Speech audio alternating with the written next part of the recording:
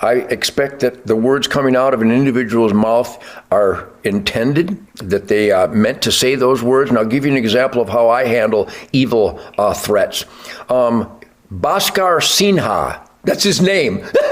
Maybe a member of the Rikki Tikki Tavi fan club. Bhaskar Sinha, a convicted felon in San Francisco, started following Shemaine and I down the street, where I took their attention away from a fur sale at Neiman Marcus, and they started attacking the Whackmaster because I murder innocent animals.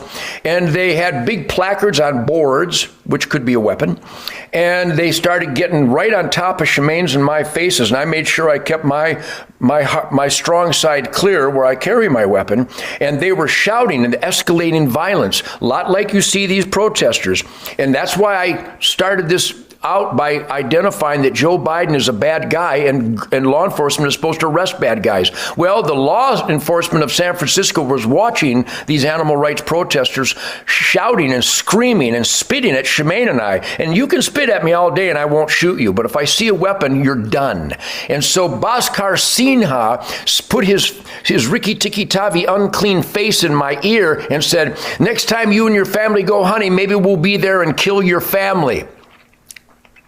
Well, I'm just a guitar player, but you couldn't have said boo by the time I had Bhaskar Sinha in a full Nelson and introduced him to Mr. Wall. What's the Veil of Tehran where the image of Jesus is on that cloth? Well, if you go by the Neiman Marcus in San Francisco, you'll see the veil of Bhaskar Sinha imprinted on the wall of the store, because I took control, because he threatened to kill my family. Those words are evil and dangerous. I had to neutralize evil and dangerous threats. Law enforcement, where are you? You can't go up and down the street destroying police cars in Philadelphia and killing ex-cops in St. Louis and not arrest these gangs. And then when the McCaster family defended their home with firearms, people who defend themselves against violence are arrested, Kyle Rittenhouse, but not the perpetrators of violence. So once again, Keith, the world is upside down.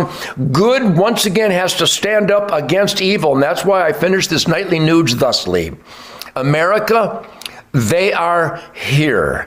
They are here by the millions. Known terrorist watch listers have escaped our Border Patrol as the Border Patrol stands on the Cantina wire and welcomes in desperate jihadists from Somalia, Nigeria, and the Congo, and Iran and Iraq and China. We're welcoming military-age men by the possibly millions by our own government security team. So America, it's up to us. We have to defend our lives, and we have to be prepared, because Uncle Sam has welcomed in people who are dedicated to kill us. We must not let them kill us. And they're saying they want to kill us. Keep your eyes on them and protect your family, protect yourself, protect your home.